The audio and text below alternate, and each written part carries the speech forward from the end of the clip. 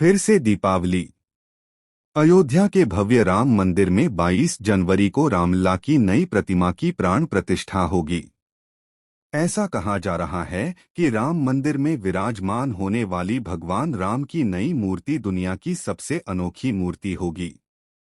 राम मंदिर के मूल गर्भगृह में रामलला की नई प्रतिमा स्थापित होने के बाद उनकी पुरानी मूर्ति का क्या होगा, इसको लेकर भी लोगों के मन में सवाल उठ रहे हैं। तो चलिए इस बारे में आपको विस्तार से बताते हैं। राम मंदिर के गर्भगृह में रामलला की 51 इंच लंबी मूर्ति स्थापित की जाएगी। इस मूर्ति में रामलला के बाल स्वरूप को दर्शाया गया है, जिसमें वे लगभग 5 वर्ष के लग रहे हैं। मूर्ति में रामलला को खड़े हुए दिखाया गया है।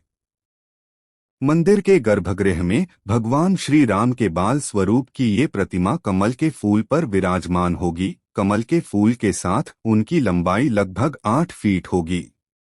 आपको बता दें कि रामलला की नई मूर्ति श्याम वर्ण की है, जिसका निर्माण अरुण योगीराज ने किया है। मंदिर कमेटी द्वारा रामलला की मूर्ति में बालपन की झलक, सौंदर्य और आकर्षण बनाने की मांग की गई थी। साथ ही पत्थर की गुणवत्ता का भी विशेष ध्यान रखने के लिए कहा गया था। अरुण योगीराज ने इन्हीं बातों को ध्यान में रखते हुए मूर्ति का निर्माण किया है।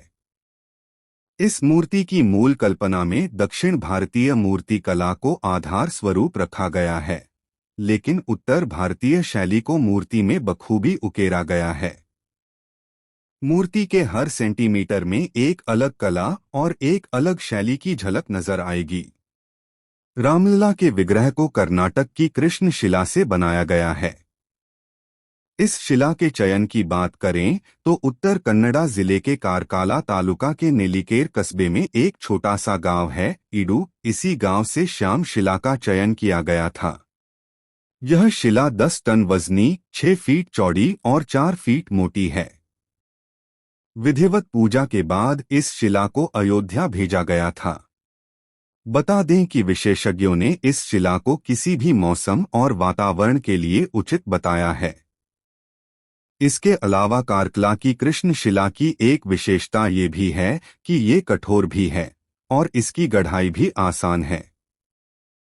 साथ ही इसकी रासायनिक संरचना इस तरह की है कि ये लंबे अरसे तक मौसम और जलवायु के प्रभाव में खराब नहीं होती हैं।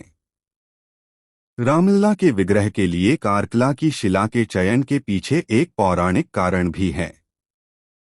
दरअसल कारकला स्थान तुंगा नदी के तट पर बसे पौराणिक और आध्यात्मिक शहर श्रृंगेरी से तकरीबन 60 किलोमीटर की दूरी पर है। श्रृंगेरी का वर्णन त्रेता युग में भी मिलता है, जिसका नाम श्रृंगी ऋषि के नाम पर पड़ा है।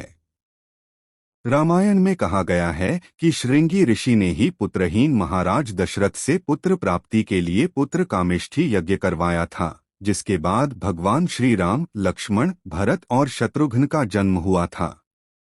सूत्रों के मुताबिक जिस सिद्ध पुरुष की तपस्या से त्रेता युग में भगवान श्री राम का जन्म हुआ, उसी ऋषि की तपोभूमि की शिला से भगवान श्री राम की बाल्यकाल स्वरूप मूर्ति का निर्माण करना उचित माना गया।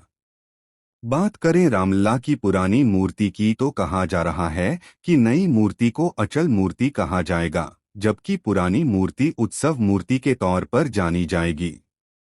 नई मूर्ति प्राण प्रतिष्ठा होने के बाद गर्भगृह में भक्तों के दर्शन के लिए स्थापित रहेगी, जबकि उत्सव मूर्ति को श्री राम से जुड़े सभी उत्सवों में स्थापित किया जाएगा।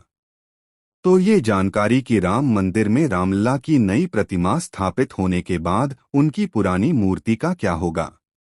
My YouTube channel subscribe please.